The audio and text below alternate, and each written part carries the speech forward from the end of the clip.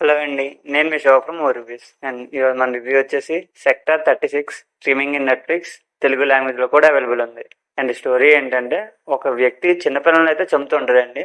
ఎందుకు చంపుతున్నాడు ఏంటి అండ్ పోలీసులు పట్టదు అనేది స్టోరీ అనమాట.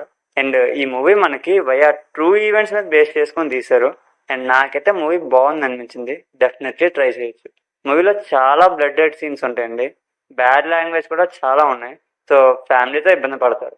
అండ్ కొత్తగా వచ్చిన వాళ్ళు ఎవరైనా ఉంటే ప్లీజ్ సబ్స్క్రైబ్ చేసుకోండి. అండ్ మా కంటెంట్ నచ్చినట్టయితే లైక్ చేయండి అండ్ షేర్ చేయండి.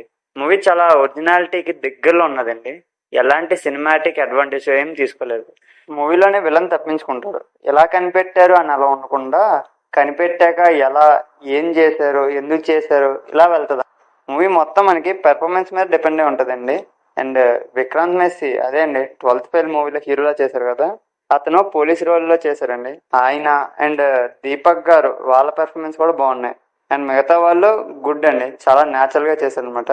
అండ్ ఆ కేసులో ఏం జరుగుతుంది ఏంటి అని బాగా చూపించారు. అండ్ పక్కాగా ఒకసారి చూడండి.